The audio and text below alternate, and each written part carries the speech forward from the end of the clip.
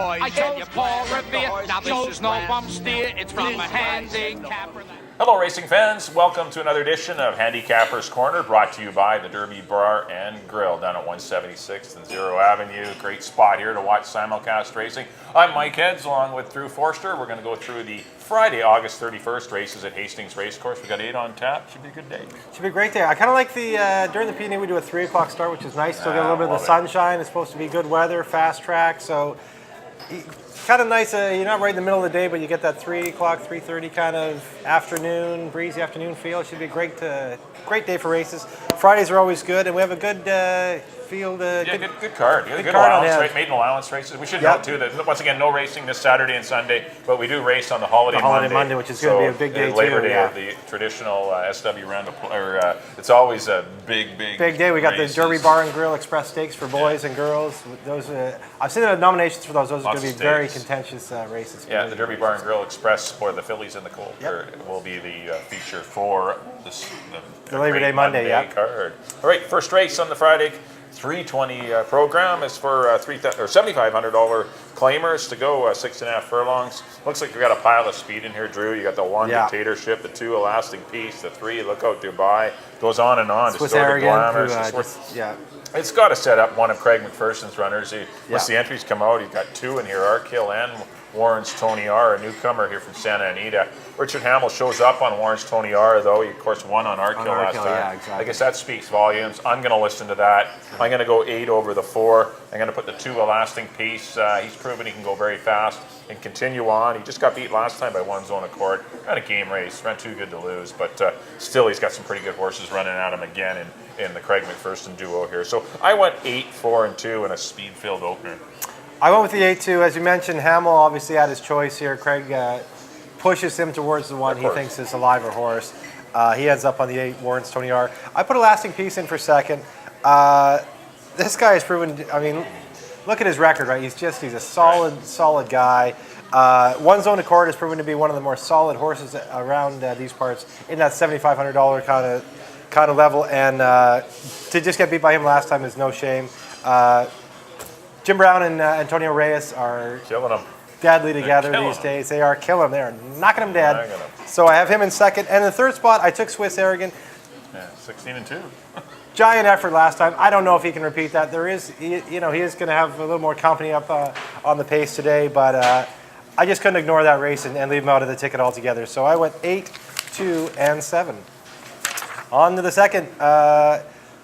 There's 2 maiden special weights for 2-year-olds on the card. They're both really good, contentious races. This is the fillies and the second race. And I went to the one, Always Red on Sunday. Another one, Hamill McPherson. They're always dangerous together. Got beat 7 lengths in the last one, ran third. It was to Tiggertown, though. Tiggertown was a heavy favorite that day. Looked really tough, proved really tough. Running against the boys. Another boy was second, Regal Legacy, out of the Rob Van Overshot barn. Rob has 2 nice 2-year-olds. That one made a big improvement that day, run second. The other one came back, run second in a stake. So those 2 are no slouches. They're both pretty nice horses. In the second spot, I put the Barb Heads entry, Touching Promise. 8th by 8th last time. The works are okay.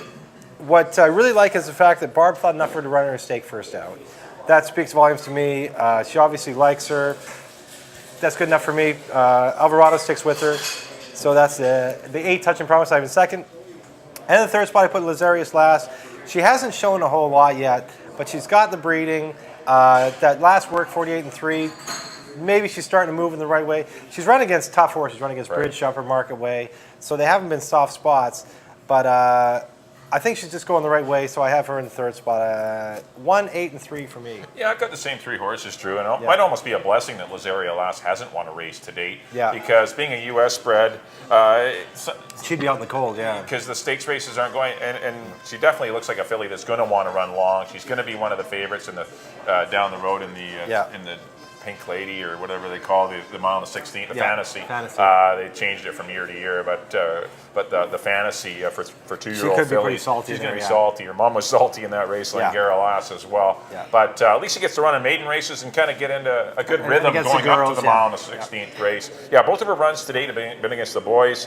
First out, going 3.5, just a little experience. Came back about a month later and got hung 4 deep against some pretty nice colts, or a filly actually, Market Way, but she's down in Delmar. She's a pretty nice filly. And 10:30. And 10:30, some very, very nice horses there she was running against. But obviously something went amiss. She was given some time off after that race. Look at the works. Those are great. I like that 6 furlong drill and 115 and change. All the works since coming back are good. I'm going to land on her. I put the one always red on Sunday for exactly what you mentioned. Good connections, good races, good company lines. She's speed, and that's enough to put her in the top 3. And I put the 8 Touching Promise in for 3rd. I agree. It was a tough assignment to run her in a stake race first time out. Kind of got squeezed leaving the gate. Had some issues, but still, I think she'll advance quite a bit from start 1 to start 2, and it's nice to get back in a maiden race as well. So I went 3, 1, and 8.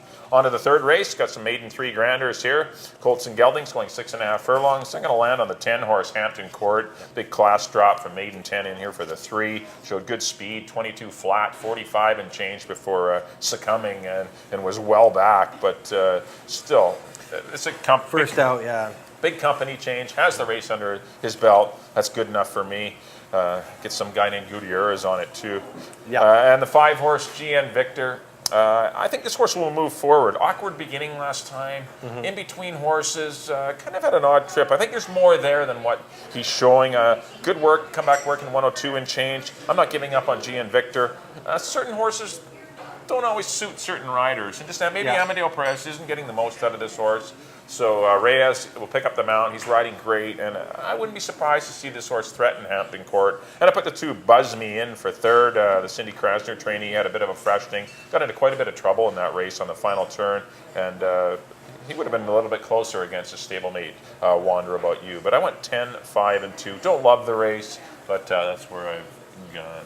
I agree with the 10 on top, Hampton Court. The connections obviously are very tough.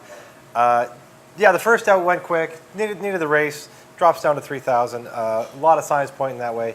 The second spot I put Regal Honor, horse out of the Terry Clyde barn, that has been right there in the last 2. No reason why he shouldn't be right there again today. Picks up Enrique Gonzalez, who's having a strong meet. And in the third spot I put the 6 Soul of Mine out of the Barb Heads barn, dropping from 5 to 3. Which is sometimes a bigger drop than it looks. Sometimes those 5s are quite a bit saltier than the 3. And switches from Jeff Birmingham, who I think a lot of is a rider, however, ends up with Amadeo Perez, the leading rider. So I think that might be a little bit, another little nudge in his direction. 10, 9, and 6 for me. On to the 3rd, 3-year-olds and up, maiden 20,000. The 4th, sorry. I have a tough time with remembering which race we're on today. 4th race, 3-year-olds and up, Colts and Geldings, maiden 20. And I have ended up on the 7, another Barb Heads runner, game 7. 7. The lucky number 5. It's like it's meant to be. Yeah, I know. Lucky number 5 didn't win with the 5 hole. But game 7 with the 7 hole, I'll take a shot. I know that they're high. That the barn liked this horse from early on. Had a terrible first start. Just couldn't quite put things together. Came back, run a good 6. Only got beat 4 lengths to Simon Templar Stratify. Looks like a really strong 3-year-old. Ruffy Joe came back, and then came back and. Was a little bit wide, kind of got moved early. Didn't run, kind of all over the place race last time, but Amadeo sticks with him, drops in for 20. I like the move. I like the horse. 7 on top for me. In the second spot, I put a horse that obviously received a lot of attention around here, being the son of Monashee, who was one of the great race mares ever to run here. He's had some trouble putting it together. He's shown kind of early speed and been faltering, but he's been running in those same kind of tougher races. Drops in for 20 and picks up Mario Gutierrez, who always has great stats for the Canmore outfit. Mario and them always do really well together. So I put him in second spot. And in third spot, I put the 1 Contact Man. Not a bad third last time for 10 against Oscar Ward. Fei Ying came back. It was his first start. So I think he's starting to put it together. He's got the race under his belt. I don't mind him. I like the connections. Pete Gregory, Enrique Gonzalez. I'll put him for a piece. The 1 Contact. I'm sorry, I marked my numbers down wrong. I have the 3. What a Sense of Humor. In. I had Contact Man. And you do have that. Yes. What a Sense of Humor. I switched at the last minute. I had Contact Man for 3rd. I went with What a Sense of Humor. This is part of the Darley package that Dino got. They've all been running really well. I'd say aggressively placed for 20.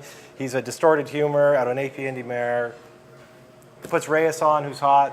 I like him. 7, 10, and 3 for me. And the 1 for the Super. And the 1 for the Super, because I did like Contact Man too. I just couldn't decide between those two. I'm going to take all the droppers out of the maiden 40, optional 40. I'm going to take the 10. Monaghy gets Mario. Looks like the controlling speed. This horse was forced 3 wide in a 21-3 last time, which of course, that's tough to endure and carry on out in the 3 pass. So I'm going to give him a big chance on the class drop. I put the 11 Reckoning. Didn't get the best of trips last time, but still, the last couple, if you go 2 back, that was a good run behind Ruffy Joe. And I've gone to the 7, game 7 in for 3rd. Blinkers off, easier company, and perhaps that's what he needs to finally get in the winner's circle. But I went 10, 11, and 7. On to the 5th race. Got some maiden 3 granders here. 6.5 furlongs to be the distance. I'm going to go to the 5 horse, Kumo. Good runner-up effort to Wander About You. That was enough for me to take him. Not in love with the horse, just a little tiny thing by Quiet Cash, but still I'll try Kumo. I'll put the 9 Lance Romance in for 2nd. I think if anyone does come from a little bit off the pace, it might be this one. That was a good 3rd. He only finished a half a length behind Kumo, so there's not much between them. But I just think maybe if the 1 Banner Blossom, the 2 Hawks, another 2 with the number 2. 2 number 2, yes. The hunch and play. the 8 Spark in the Dark and the 10 Underdog, there could be a bit of a pace in the 9. Yeah. Point being the 9 Lance Romance could get a nice cushy trip in behind the speed. And I put the 3 Red Card in for 3rd. I thought an okay debut run going 3.5. I respect the connections. Had some time off after that race. Come-back works are good enough. He's a new face. Let's try him. Yeah. It's better than looking at some of the old faces that continue to show up in these maiden 3 granders. So I went 5, 9, and 3. I agree. I got the 5 on top. The only thing I did different, I put Red Card the 2nd spot. As you mentioned, I like the connections. I like the fact he's only run once. Horse. Yeah, he's not a 10, 11 time maiden, right? 2nd start of his life. 6 Amadeo 6 with him for Gilkert. They're pretty hot together. A lot of things say go there. So I got 5 on top. Red Card 2nd. I put Underdog. Dino's horse. I like the connections. Another horse only run twice. His 2nd start was quite an improvement over his 1st start. He could improve again. I put him in for 3rd. So it's 5, 3, and 10. For me, on to the 6th. Here is the boys' end of that maiden special weight for 2-year-olds. Going 6.5. And I've gone to the 3, Go for Guinness. Out of the Forster barn. Big run last time. Yeah, 21-3. Yeah, he thought enough of this horse to run him maiden special weight his 1st start. Kind of disappointed, so he ran him back in a maiden 20, and he ran huge. 21-3, 45 and change for a 2-year-old. Just got a little tired and only got beat a neck by After Court, who had a dream trip, and come and caught him just late. He's still almost hung on. He switches to Mario Gutierrez. Him and Forster have good stats together. Good work that 36 of the day. I like 3. Go for Guinness on top. The horse that could beat him that I bounced around a little bit. I had on top. I ended up putting in 2nd as Tracker out of the Barb Hedge barn. Huge race 2 back to only get beat a half by 10:30. Comeback only got beat 3 lengths to Proud Victor in the BC Cup Nursery. Back into a maiden race. He's pretty salty in here. Chad Hoverson 6 with him. The 4 and the 5th, 3rd spot I should say. I put number 5, North Pacific.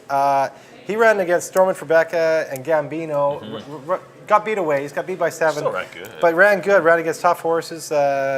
Birmingham sticks with him for Kaz. Good works on tab. Don't mind North Pacific at all. I got 3, 4, 5. Yeah, I think the 4 Tracker is a standout in here. That was a good runner-up effort, as you mentioned, to 10:30. And I thought an even better effort last time to Proud Victor. Did lose 2nd late to a horse called Step Up, but I think the only reason he lost 2nd is he's trying to win the race. Yeah, he was pushing a tough horse like Proud Victor, yeah. Went around, I think it was Major Dundee was the horse in between, and tried to chase Proud Victor on at the final turn. And 22 flat, 45 and 1. 17 is like a huge 17 flat or 17-2. That's a smoking crazy for 2-year-olds, time. yeah. And he got beat 3 lengths, but still he was a little wobbly in the stretch. But he's getting better with each and every start. I was really impressed with his stakes run. He's got like 3 weeks off too in between, so he's had time to get his legs back. Because he was running back in 9 days too. Yeah. He was on a quick turnaround in that BC Cup race as well. But he's got to be the one in here. Yeah. I put the 5 North Pacific in for 2nd out of the Len Kazmersky barn. As you mentioned, a good third to Stormont for Becca, and I thought that was a good effort. The last part of the race was run very quickly, and at least this horse was gaining some ground, and I was impressed with that. And I put the one, Lord Harlow, in for third, maybe put a little Velcro on Marlowe's behind. And, she got dumped out of the gate last time. Bumped and come off Lord Harlow, but just a little bit of luck. I think Lord Harlow is good as anything else in here, and I don't mind Go for Guinness at all. That way, I was impressed with that. But I do like Tracker. Tracker's the horse here. I went 4, 5, and 1. On to the 7th race. Got some $25,000 fillies and mares going a mile and a 16th. I'm going to land on the 2, Dashing Daisy. Not really a clever pick at all. I just think she's backing at the level that she won at. Looks like she's going to get a pace. You got Cry, Cry, Cry, Lasting Spice. Even Queen's Vicar sometimes shows some speed. Maida Vale's fast. There's going to be a pace in here. Dashing Daisy's going to be the one sitting in behind. I think she wins the money. I put the one, Dearest Princess, in for second. Tried to chase a fast pace on BC Cup Day. Tierra del Fuego and PS Touchdown were the ones out there setting the pace. 46, 110. This one was only laying third, and of course she had nothing left in the lane, but still, things are not going to be that fast early, and I think she'll be held back and ridden a little more conservatively early. I think she could even be a dangerous one if the rails open for her. And I put the 8, Lasting Spice, in for third. Always liked this mare. A good run going a mile 16. Last time for 15 grand. I know she's up in class, but I know she wants to go long. And I Cry, Cry, Cry, I've left off the ticket. I'm not crazy about her going long and being a pace horse. Trip the Light, I don't know what to do with her. Out of the Greg Tracy barn, claim for 16. She surfaces here from Delmar. A Random High is a good, honest mare. I mean, it's a good betting race. Really good but race. You got to pick something, and I went 2-1, and I put Lasting Spice 2-1-8. I agree with Dash and Daisy. No smoke and mirrors. One for 25 going long. Then run on BC Cup Day, back in for 25 going long. It makes sense. In the second spot, I did put Cry, Cry, Cry in. She's always been tough. I know it's not ideal, her game going long, but strong rider like Fernando Perez on her could get the most out of her. Of the pace horses, I think she could be right there. I didn't have Lasting Spice, and that's a mare I've always really liked too. I probably should have had her in there. I just think Cry, Cry, Cry, if she's going to go long, they're going to have to rate her. They're going to have to. If you look at her runs, I think last year or the year before, when she comes from off the pace, she can go long, but she can't 23, not on the lead, 111 and change and keep going. Yeah, exactly. There's just too many nice horses in here to run her down. So she's on the lead, maybe not quite so much. And in the third spot, I put Trip the Light, the Greg Tracy runner. Coming from Delmar, the Southern California circuit, running for 20, 16, those races you definitely fit in up here. One down there for 16, for 25 up here, just got to be the length. For 25 up here, she figures to fit. She's won 9 times. She's a cool mare, obviously. Yeah, 7-year-old mare. Yeah. Had a lot of different barns, but she's obviously, she knows how to find the winner's circle. Coming north of the 49. Yeah, knows how to find the winner's circle. Good connections, Hamill and Tracy, so have her in third spot. 2, 7, and 6, but a race you might want to go a little deeper because there's definitely no cinches in there. On to the last, claiming 5, 3.5 for older boys. There are a lot of horses in here that are kind of specialists at this kind of race. That's their last chance. And it's read the board. This is the last 3.5 furlong race for older horses. That's right, because of Friday nights. We always run the 3.5 on Friday nights. There's no more 3.5. So somebody's going to be a second in here is going to be pretty grumpy because it's your last shot. There's some horses in here that this is absolutely their distance. Like Victim of Love's won 8 times at this distance. Tell Me a Story. A lot of these, it's kind of their deal. I ended up on the 2, Battle of Hastings, another one, old campaigner. I ended up on the 2, Toro Trippy. That was a big run last time. He kind of got left the first time he ran here at 3.5 race. He kind of got left and wasn't really ideal. Came back, made no mistake the next time. Won by 6. Gets an 81 buyer. McPherson, Gonzalez. Yeah, we have Craig to win a lot. Craig could have a very good Friday. Great weekend. He had a pile last week. Yeah, good weekend last week too. Won one of the sales stakes. In the second spot, I put Tell Me a Story. Another horse is kind of his distance. He's always tough at this level, at this distance. Won last time out, made no mistake. Hamill knows him like a back of his hand. They fit together well. And the third spot, I put Battle of Hastings. He's won like 3 times at this distance this year. Another one, what's his lifetime? He's won 7 at the distance. It's his gig too. He's in a new barn. I'm not sure how he'll react to that. Jonathan Nance knows how to get a horse ready though. Pedro knows how to win these kind of races. So 2, 8, 3 for me. Yeah, I've gone to the 8, Terrell Me Astoria. I just Yeah. like the horse. I He think is he's the cool, most yeah. versatile horse. Even if he doesn't get the lead, he has shown that he can come from a little off of it and win Yeah. going 3.5 furlongs. So I'm going to take Terrell Me Astoria and Richard Hamill. I put the 2 Toro Trippy in for second. Not too sure. This horse didn't have to work or anything. Horse bled out after. Didn't even come back to the winner's circle after the race. But just You didn't have to go that far. yeah, I guess. Yeah, it's coming back pretty quick for bleeding out in 3 weeks, but still a big effort nonetheless. 40 and 2/5, that's just a huge time. So you got to respect this horse, but a little concerned of what happened last time, bleeding out and not being able to come back to the winner's circle. I put the 5 horse Mad About Fuzz in for third. He was third best last time, but he had the rail though. He moves off the rail, gets the 5 volts, a better draw for him. He likes the distance too. Yeah, just a little bit better positioning for Mad About Fuzz in the middle of the gate rather than being on the inside when you're pinned in. I and hate it's the one not hole the in these greatest races, spot to be. So I'm going to put him in for third. So I went 8, 2, and 5. Well, that'll do it for the analysis of our Friday, August the 31st races at lovely Hastings Racecourse. Up next on screen will be a quick recap of both of our selections. We'll start off with me. Back in race number 1, I went to the 8 horse Warren's Tony R, newcomer here to Vancouver, coming up from California. I went 8, 4, and 2. In the second race, went to the 3 Lazaria Lass. I went 3, 1, and 8. In the third race, went to number 10 Hampton Court, 10, 5, and 2. Calling for another 10 again. In the fourth race, went to Monaghy, 10, 11, and 7. In the fifth race, went to the 5 Kumo. I went 5, 9, and 3. In race number 6, the 4 horse Tracker, I went 4, 5, and 1. In race number 7, the 2 Dashing Daisy, I went 2, 1, and 8. And in the 8th and final event, final 3.5 furlong race of the season, for the older horses anyway, I went 8, 2, and 5. And on to my picks. There's the Drew specials. I agree the with hot Mike. ones. The first race, number 8, Warren's Tony R over the 2 and 7. In the second, I went to the 1, Always Red on Sunday with the 8 and 3 below. The third race, again with Mike, I agree on the 10, Hampton Court over the 9 and 6. In the fourth race, I went with number 7, Game 7 on top of the 10 and the 3. In the fifth race, number 5, Kumo over the 3 and 10. In the sixth race, I went to the 3, Go for Guinness over the 4 and 5. In the seventh race, I went with number 2, Dashing Daisy over the 7 and 6. And in the nightcap, I went with the 2 again, Toro Trippy over the 8 and the 3. All right, that'll do it for our Friday selections here from the Derby Bar and Grill. Don't forget, if you can't make it out to Hastings, get down here to the Derby Bar and Grill at 176 and 0 Avenue. Great food, always lots of televisions here to watch all the simulcasting. You will not miss a moment of action. You will not be disappointed. You will Everywhere not you miss look a at the horse TV, race. yeah. And of course, the monitors are on Hastings Racecourse. The big screen will have Hastings on as well. So come on down here to the Derby Bar and Grill if you can't make it out to Hastings during the P&E. Well, on behalf of Drew, I've been Mike. Thanks again for tuning in here to Handicappers Corner. We'll look forward to seeing everyone next time. Good luck in your wagers, and we'll see you for the Holiday Monday Labor Day program here at Handicappers Corner. To big red last night. I know it's Valentine, the morning works look fine. You know the Jockeys brothers are a friend of mine. And just a minute, boys, I got the feet.